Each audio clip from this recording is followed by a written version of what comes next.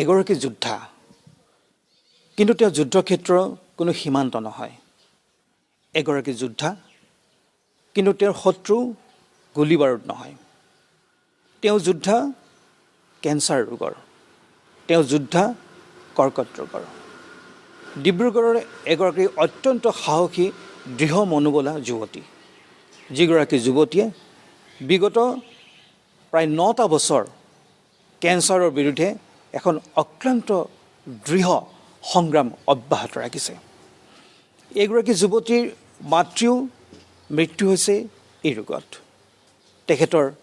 জ্যেষ্ঠ ভগ্নীও মৃত্যু হৈছে একেটা ৰোগত, আৰু আজি তেওঁ নিজেও এই ৰোগত আক্ৰান্ত, কিন্তু তেওঁ এই ৰোগ জয় কৰিছে। মনৰ দৃঢ়তা আৰু সাহসৰ ফলত তেওঁ আজি কেঞ্চাৰ জয় কৰিছে, আৰু তাৰ পিছৰ পৰাই তেখেতে এই ৰোগৰ বিৰুদ্ধে এখন অতি দৃঢ় সংগ্ৰাম অব্যাহত ৰাখিছে। আজি তেখেতে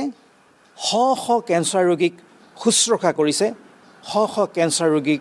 মনোবল আগবঢ়াইছে, আৰু শ শ কেঞ্চাৰ ৰোগীৰ আজি অনুপ্ৰেৰণাৰ এক উৎস হৈ পৰিছে। তেওঁৰ নাম পান্না ভৰালী। ডিব্ৰুগড় মিলন নগৰৰ তেখেত নিবাসী, আৰু আজি মই তেখেতৰ লগত এই বিষয়ে কিছু কথা পাতিবলৈ আহিছোঁ। প্ৰথমে মই আপোনাক নতুন বছৰৰ আন্তৰিক শুভেচ্ছা জ্ঞাপন কৰিলোঁ। ধন্যবাদ, আপোনালোকলৈ নতুন বছৰৰ শুভেচ্ছা থাকিল। মই এগৰাকী আপোনাক যোদ্ধা বুলি কৈছোঁ, আৰু আজি সমগ্ৰ অসমেই জানে যে পান্না ভৰালী এগৰাকী অত্যন্ত সাহসী দৃঢ় মনোবলা এগৰাকী যুৱতী, আৰু যি যুৱতীগৰাকী এগৰাকী কেঞ্চাৰৰ এগৰাকী যোদ্ধা হিচাপে, ৱাৰিয়ৰ হিচাপে সকলোতে পৰিগণিত হৈছে। প্ৰথমে ক'ব বিচাৰোঁ, আপোনাৰ ঘৰত আপোনাৰ মাতৃও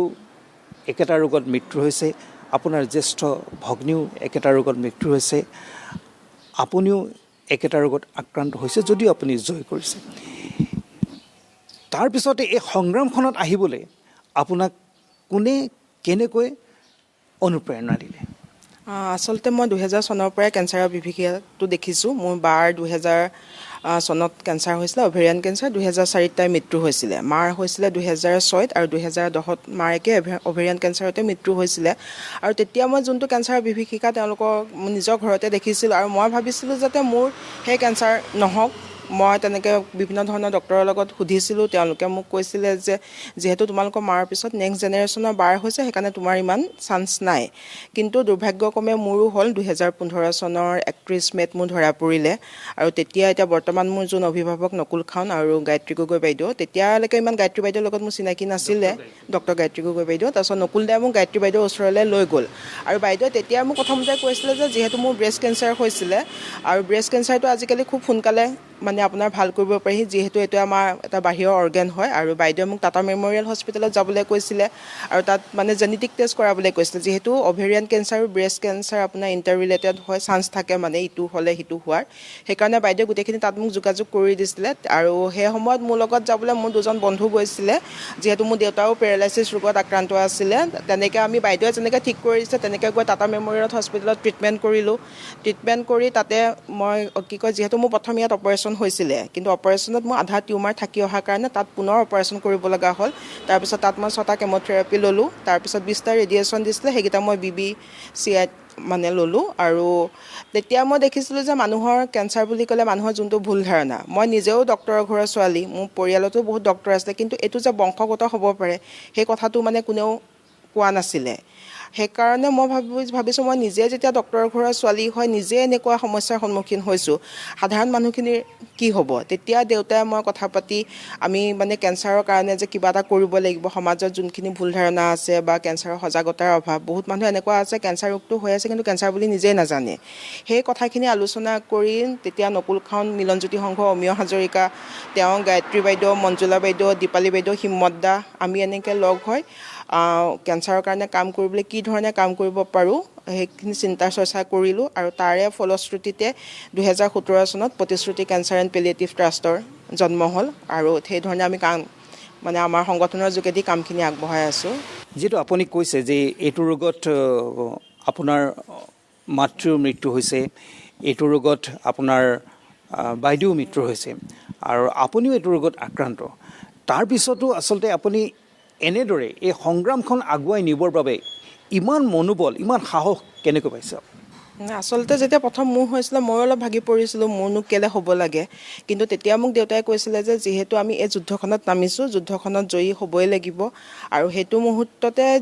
মই গায়ত্ৰী বাইদেউকো লগ পালোঁ যিয়ে মোক গোটেই কথাখিনি ধুনীয়াকৈ বুজাই দিলে আৰু এতিয়া যিহেতু মোৰ তেওঁ গাৰ্জেন হয় আৰু দেউতাও মোৰ খুব সাহসী আছিলে সেই সাহসটো চাগে অলপ মানে দেউতাৰ পিনৰ পৰা বা মাৰ পিনৰ পৰাও মোক মানে জন্মসূত্ৰে সেইটো আহিছে কিন্তু তেতিয়া মই ঠিক কৰিছিলোঁ যে মোৰ মা আৰু বায়ে 3 বছৰ তেওঁলোক আছিলে কেঞ্চাৰ হোৱাৰ পিছত মই কিন্তু তেতিয়া ঠিক কৰিছিলোঁ যে মই 3 বছৰ নহয়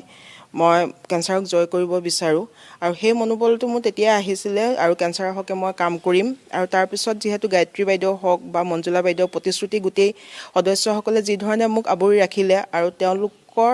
গোটেই সহযোগতে সেই সাহসটো মই পালোঁ আৰু আমি গোটেইখিনিয়ে সেই কামটো আগবঢ়াই নি আছোঁ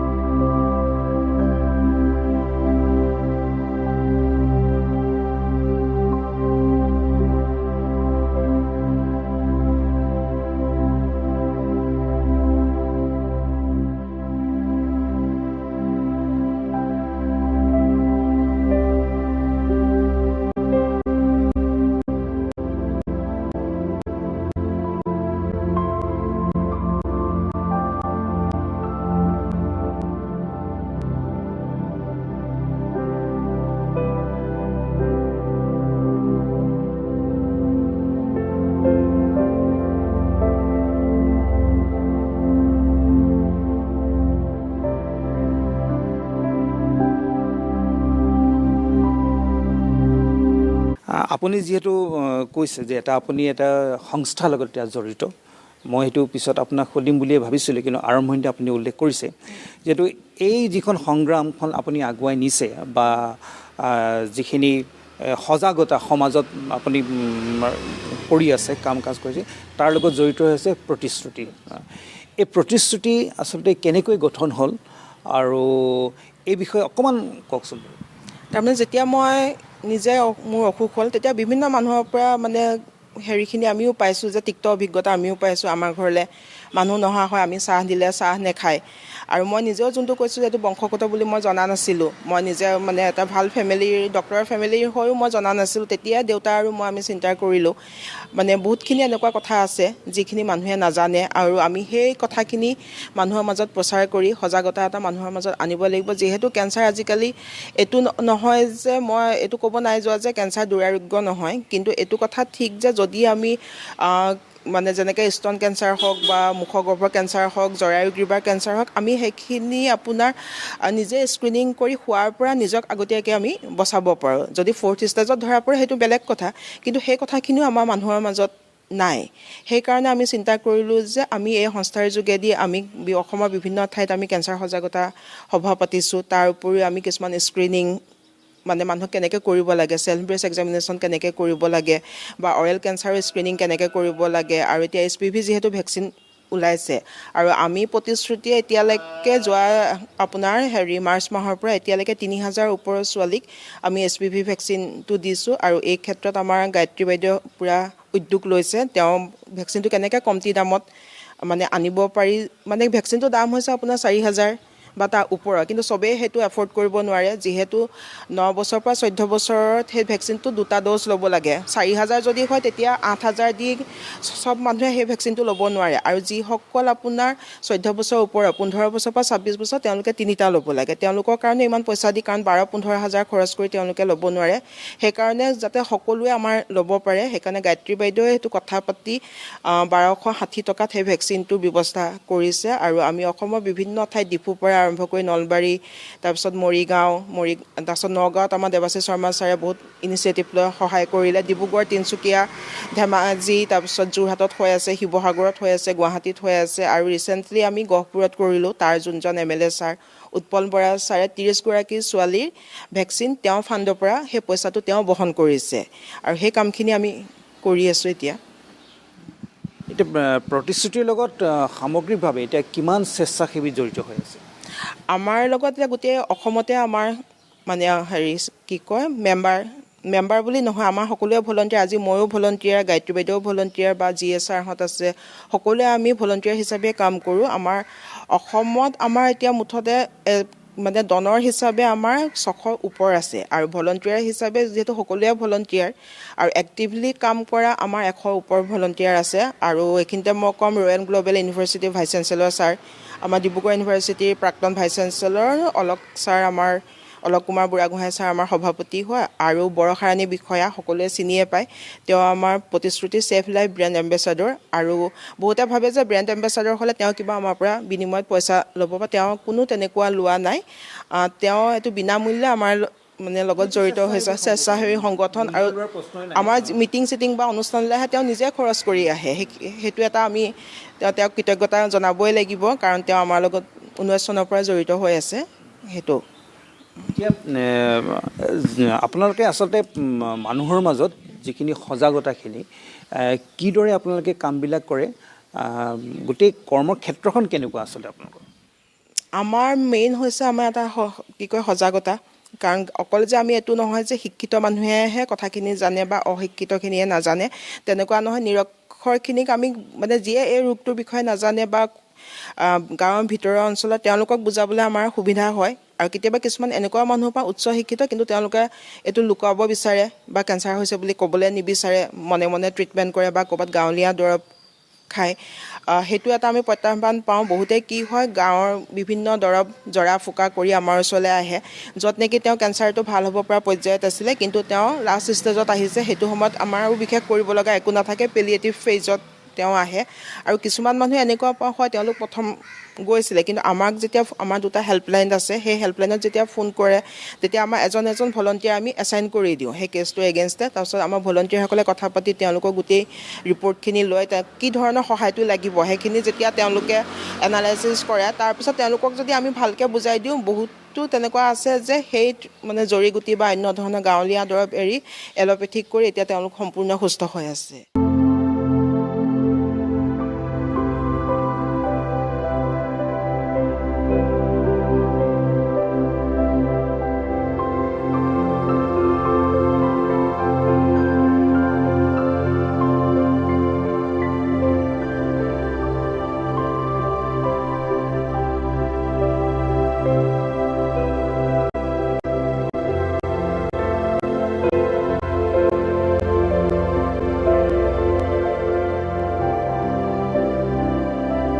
আপোনালোকে কৈছে যে আপোনালোকৰ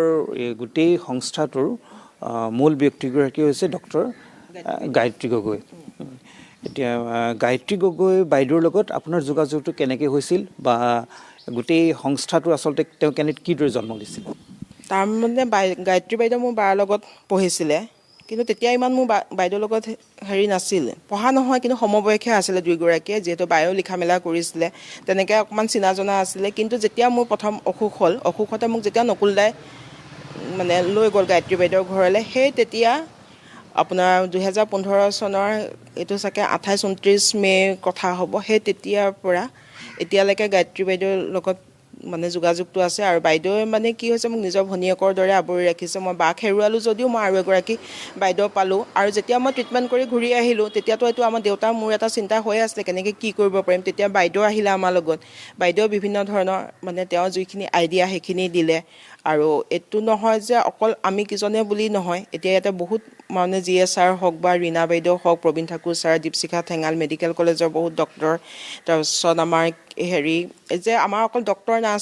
নাৰ্ছ সেইটো বুলিয়ে নহয় ইয়াত বিভিন্ন ধৰণৰ আছে ডাইটিচিয়ান আছে তাৰপিছত যিখিনি আমাৰ ভলণ্টিয়াৰ আছে সেইখিনি তেওঁলোক হৈছে গৃহিণীৰ পৰা আৰম্ভ কৰি সাংবাদিকো আছে উকিলো আছে বা স্কুলত চাকৰি কৰা শিক্ষয়িত্ৰী আছে ষ্টেট বেংকৰ ৰিটায়াৰ্ড মানুহো আমাৰ লগত জড়িত আছে সেই গোটেইখিনি লগ খাই আমাৰ টীমটো গঠন হৈছে কাৰণ এইটো অকল আমি এজন মানুহ বা অকলে আজি মই যদি হ'লোহেঁতেন বা গায়ত্ৰী বাইদেউ অকলে হ'লহেঁতেন বা অন্য কোনোবা অকলে হ'লহেঁতেন আমি অকলে আগবঢ়াই বস্তুটো নিব নোৱাৰোঁ এইটো আমি এটা টিম ৱৰ্ক হিচাপে কৰিছোঁ আমাৰ এটা ভাল টীম আছে বিভিন্ন ধৰণৰ লোক আমাৰ লগত জড়িত আছে আৰু সকলোৰে সহযোগিতাত আমি আগবাঢ়ি গৈ আছোঁ কেনে লাগে যেতিয়া নিৰাশগ্ৰস্ত হয় এজন লোক যেতিয়া সাধাৰণতে এই ৰোগ যেতিয়া ধৰা পৰে সাধাৰণতে মানুহবিলাক মানসিকভাৱে ভাগি পৰে নিৰাশাত ভোগে তেনে এজন লোক যেতিয়া আপোনালোকৰ কাষলৈ আহে সেই লোকজনক আচলতে আপোনালোকে কিদৰে মনোবল দিয়ে তাৰমানে বহুত ৰোগী বা এটেণ্ডেণ্ট থাকে তেওঁলোক বহুত পজিটিভ থাকে কিছুমান এনেকুৱা থাকে যে বায়পচি কৰিব দিছে বুলি কোৱাৰ লগে লগে তেওঁলোক বিধ্বস্ত হৈ যায় যিহেতু বায়পচি বুলি ক'লে মানুহৰ এটা টেনশ্যন হয় যে কিজানি কেঞ্চাৰ ওলাব নেকি কিন্তু এইটো নহয় যে বায়পচি কৰিব দিলেই কেঞ্চাৰ হ'ব যিহেতু বিনাইন টিউমাৰো থাকে যোনটো কেঞ্চাৰ নহয় সেইকাৰণে সেই বস্তুটো আমি ভয় খাব নালাগে অপাৰেশ্যন এটা হ'লে বায়পচি আজিকালি সাধাৰণ কথা হ'ল কিন্তু যেতিয়া আমি কিছুমান ৰোগী পাওঁ বহুত ভাগি পৰে কিন্তু আমাৰ কাউন্সিলাৰ থাকে আমাৰ ভলণ্টিয়াৰসকলে আমি যেতিয়া তেওঁলোকক গোটেইখিনিয়ে বুজাওঁ বা এইটো এনেকুৱা হয় আপুনি চিন্তা কৰিব নালাগে ইয়াৰ ইমানখিনিলৈকে সুবিধা আছে তেতিয়া বহুত মানুহে কিন্তু কি কয় আমি কৰা ধৰণে বস্তুটো আগবঢ়াই নিয়ে আৰু বহুত এনেকুৱা আছে আমি এটা এডভাইচ দিলোঁ তাৰপিছত 10জনক 10টা সুধিলে তাৰপিছত আমাৰ পৰা তেওঁলোকে আঁতৰি গৈ বিভিন্ন ধৰণৰ নিজে কৰিলে যেতিয়া বেছি হ'ল আকৌ আমাৰ লগত ঘূৰি আহে মই যোনটো কৈছোঁ এইটো কৰিব লগা একো নাথাকে সেইটো পেলিয়েটিভ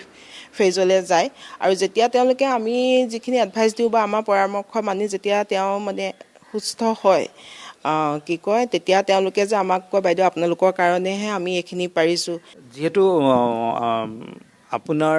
ক'ব গ'লে মানে আজিৰ তাৰিখত পৰিয়ালৰ আপুনি সকলোকে হেৰুৱাইছে ক'ব গ'লে আপুনি অকলশৰী পৰিয়ালটোত এই যুদ্ধখন চলাই গৈছে যদিও আজি আপোনাৰ লগত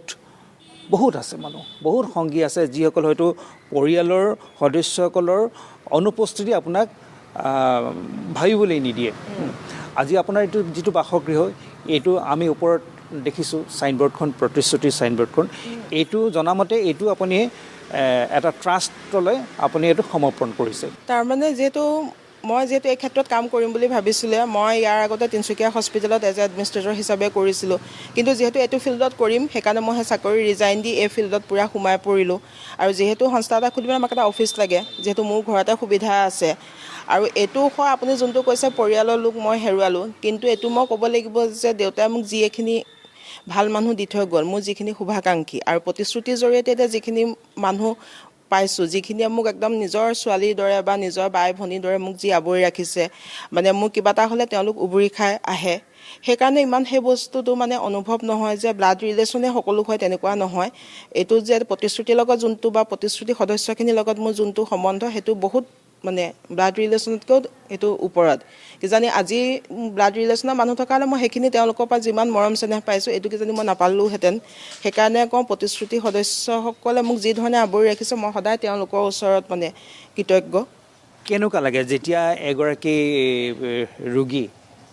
এগৰাকী ৰোগী আপোনালোকৰ পৰামৰ্শমতে আপোনালোকৰ গোটেই গাইডেন্সত যেতিয়া তেওঁ অৱয়সত গৈ তেওঁ সুস্থ হয় হাঁহিমুখে যেতিয়া আপোনালোকৰ ওচৰলৈ আহে সেই অনুভৱটো কেনেকুৱা লাগে সেইটোতো এটা মানে খুব আমাৰ ভাল লাগে যে 1% হ'লেও আমি কিবা এটা কৰিব পাৰিছোঁ আমি বহুতখিনি নোৱাৰিব পাৰোঁ কিন্তু তেনেকৈ 1% সাহসটো দিব পাৰিছোঁ তেওঁ যে নিজে সেই মানে ৰোগটো জয় কৰিছে সেইটো এটা আমাৰ কাৰণে বহুত এটা আত্মসন্তুষ্টি আমি মানে সেইটো আমাৰ কাৰণে এটা ব্লেছিং হয় আৰু কাম কৰি যাবলৈ আৰু উৎসাহ পাওঁ আমি মানে সেই তেনে লোকবিলাকে পৰৱৰ্তী সময়ত আপোনালোকৰ লগত যোগাযোগখিনি কেনেকৈ ৰাখে এতিয়া এনেকুৱা হয় কিছুমানৰ লগত এতিয়া আমাৰ ঘৰুৱা ৰিলেশ্যন হৈ যায় কিছুমানে আমাৰ মই যোনটো কৈছোঁ আমাৰ NGOটো কোনো আমি গভৰ্ণমেণ্ট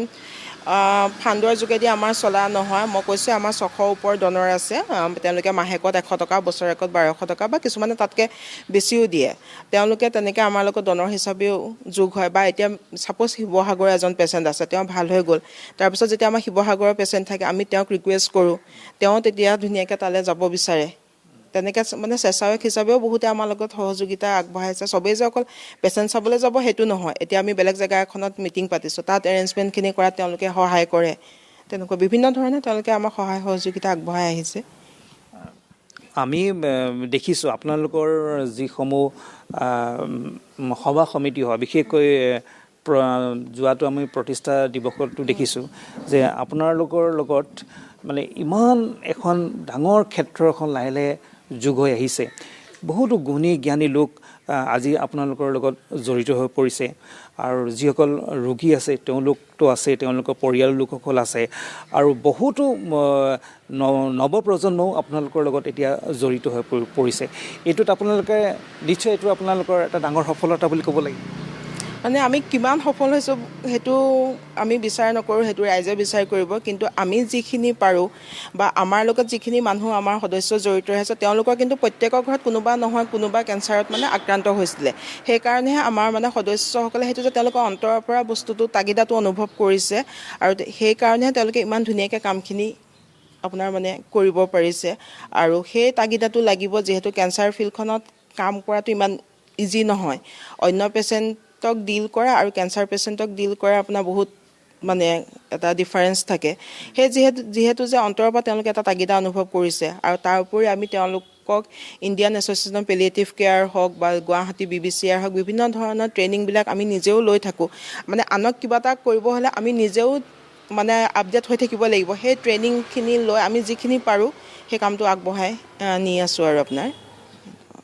আৰু এই যিহেতু এটা মহান সংস্থা, আপোনালোকৰ মহান সংস্থাৰ এটা মহান কাম, এই সংস্থাটো আৰু আগুৱাই নিবৰ ক্ষেত্ৰত আপোনালোকে কি কি পদক্ষেপ আৰু গ্ৰহণ কৰিবৰ কথা ভাবিছে? আমি মানে যিমানখিনি পাৰোঁ এতিয়া নতুন কিছুমান ভলণ্টিয়াৰ আমি আনিবলৈ চেষ্টা কৰিছোঁ। আৰু যিহেতু আমাৰ ইয়াত ইণ্টাৰ্ণশ্বিপো হয়, ডিব্ৰুগড় ইউনিভাৰ্চিটিৰ লগত আমাৰ MSWৰ লগত টাই আপ আছে, আৰু বিভিন্ন স্কুল কলেজৰ ল'ৰা ছোৱালীও আহে। তেওঁলোকক যেতিয়া ইণ্টাৰ্ণশ্বিপ দিওঁ, তাৰপিছত সেই ল'ৰা ছোৱালীখিনি কিছু আমাৰ লগত জড়িত হৈ থাকে, আৰু তেওঁলোকে নিজৰ জেগাত পাতিবলৈও চেষ্টা কৰে। আৰু আমাৰ কথাটো হৈছে যে আমি যিমানখিনি পাৰোঁ যাতে এই কামখিনি কৰি থাকিব পাৰোঁ। এতিয়া অকল যে আমি ডিব্ৰুগড়তে প্ৰগ্ৰেম পাতিম বা তেনেকুৱা নহয়। এতিয়া আমাৰ 4 তাৰিখে গুৱাহাটীত আছে মানে এইটো স্বাস্থ্য সজাগতাত গ্ৰন্থৰ ভূমিকা, আৰু এটা নতুন ইনিচিয়েটিভ আমি সেইদিনাখন লৈছোঁ। এইটো সুচিত্ৰা পাঠক স্তন কেঞ্চাৰ প্ৰকল্প বুলি এটা আমি অভিযান নহয়, এটা প্ৰকল্পৰ আমি সেইদিনাখন শুভাৰম্ভ কৰিম। তাৰ উদ্দেশ্যটো এইটো হৈছে যে আপোনালোকে গম পাইছেই চাগে, গায়ত্ৰী বাইদেৱে এটা মানে ব্ৰেষ্ট কেঞ্চাৰৰ মডেল এটাৰ তেওঁ পেটেণ্ট সেইটো মানে তেওঁ পালে গভৰ্ণমেণ্ট অফ ইণ্ডিয়াৰ পৰা। তাৰপিছত কি হৈছে, তেতিয়া সেই ছেল্ফ ব্ৰেষ্ট এক্সামিনেশ্যনটো আমি ভাবিছোঁ যিখিনি মানে আশা কৰ্মী হওক বা অন্য যিখিনি হেল্থ ৱৰ্কাৰ, তেওঁলোকক আমি সেই বস্তুটো প্ৰশিক্ষণ দিম। সেইদিনাখন তাত আমি তেনেকৈ বস্তুটো আৰম্ভ কৰিম বুলি ভাবিছোঁ, যাতে যিহেতু মুখেদি কোনোবা এগৰাকীক বা ছবি দেখুৱাই এনেকৈ ছেল্ফ ব্ৰেষ্ট এক্সামিনেশ্যন কৰিবা বুলি ক'লে সেইটো সম্ভৱ নহয় বুজাটো। সেই যোনটো মডেল, সেই মডেলৰ যোগেদি আমি তেওঁলোকক বুজাম। আৰু অহা বছৰ আমি সেইটো ভাবিছোঁ, যোনে যিমানখিনি কৰিব, আকৌ তেনেকৈ আমি বেলেগ ঠাইত ব্ৰেষ্ট কেঞ্চাৰৰ সভা পাতি, যে সেইটো অকল আমিয়ে কৰিব লাগিব বুলি সেইটো নহয়। ইয়াৰ সমাজৰ প্ৰত্যেকজন ব্যক্তিৰে মানে ইয়াত আছে, তেওঁলোকৰ অৱদানটো লাগিব। যে আজি মোৰ ঘৰত কেঞ্চাৰ হৈছে কাৰণে মই কৰিছোঁ, তেওঁলোকৰ ঘৰত কেঞ্চাৰ নাই হোৱা নকৰিব তেনেকুৱা নহয়। আজি যদি তেওঁলোকৰ ঘৰতো হ'ব পাৰে, সেইকাৰণে প্ৰত্যেক মানে ৰাইজ আগবাঢ়ি আহিব লাগিব। নিশ্চয় আপোনাৰ যিটো ইমান কম বয়সতে আপুনি এটা ইমান ডাঙৰ কাম এটাত আৰু ইমানখিনি আপুনি আগুৱাই গৈছে, নিশ্চয় এক সকলোৰে বাবে আপোনাৰ এইটো প্ৰেৰণাৰ এইটো উৎসৱ বুলি আমি কওঁ। আপোনাৰ যিটো এটা কাৰ্যালয়, এতিয়া আপুনি ঘৰতে আপুনি আছে, আপোনাৰ কেনেদৰে ব্যস্ত হ'ব লাগে পুৱাৰ পৰা? তাৰমানে ব্যস্ত আমাৰ কেতিয়াবা ফোন আহে, আমি হোম ভিজিটত যাওঁ, বা তাতে এতিয়া যিখিনি আমাৰ ভলণ্টিয়াৰখিনি আহি তেওঁলোকে নিজৰ ফৰ্ম অফিচৰ পৰা লৈ গৈ যিখিনি আপডেট কৰিব লগা থাকে বা ৰেজিষ্টাৰ যিখিনি মেইনটেইন কৰিব লগা থাকে, বা হোম ভিজিটত যাবৰ সময়ত কিখিনি বস্তু ইয়াৰ পৰা নিব লাগিব, তেনেকৈ সেইখিনি আমি, বা নেক্সট প্ৰগ্ৰেমটো আমাৰ ক'ত হ'ব, বা ভেকচিনেশ্যনৰ নেক্সট কেম্পটো আমাৰ ক'ত আছে, সেই ধৰণৰ চিডিউলবোৰ আমি অফিচত আলোচনা কৰোঁ। তেনেকৈ আমাৰ ৰাতিপুৱাৰ পৰা গধূলিলৈকে বিভিন্ন ধৰণে ব্যস্ত হৈ থকা যায় আৰু সেইটো নিশ্চয় ক'ব লাগিব মই কৈছোঁৱেই তেখেত এগৰাকী যোদ্ধা গতিকে তেখেতৰ কথা বতৰাত আপোনালোকে শুনিলে যে কিদৰে আচলতে কেঞ্চাৰৰ দৰে এটা ৰোগৰ বিৰুদ্ধে কিদৰে তেওঁলোকে সংগ্ৰাম কৰি আছে নিজেও এই ৰোগত আক্ৰান্ত যদিও তেওঁ এই ৰোগ জয় কৰিছে মনত কিমান অদম্য সাহস আৰু মনোবল থাকিব লাগিব যেতিয়া এগৰাকী কম বয়সীয়া যুৱতীয়ে ইমান এটা ডাঙৰ কামত তেখেতে আগুৱাই যাব পাৰিব নিশ্চিতভাৱে তেখেতৰ লগত আজি তেখেত অকলশৰীয়া নহয় তেখেতে কৈছে তেখেতে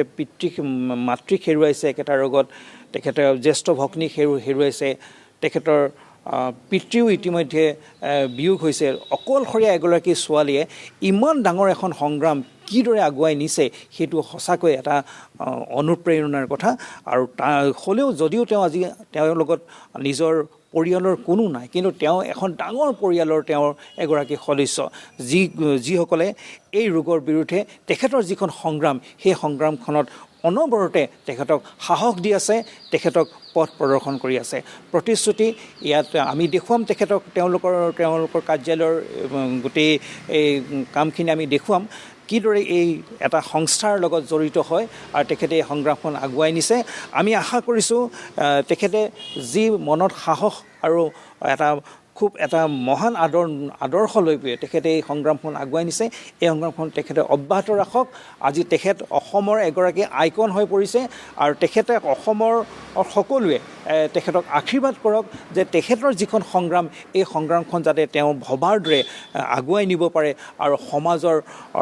শতজনৰ যি মনত তেখেতে সাহস দিব পাৰে তেখেতে উৎসাহ দিব পাৰে এইখিনি আমি আশা কৰিছোঁ গতিকে নৱবৰ্ষৰ এই সময়খিনিত তেখেতৰ যিখিনি পৰিকল্পনা আগন্তুক বৰ্ষত সেই পৰিকল্পনাখিনি তেখেতৰ সফল হওক আৰু তেখেত আগুৱাই যাওক এই ক্ষেত্ৰত আমি তাকে কামনা কৰিছোঁ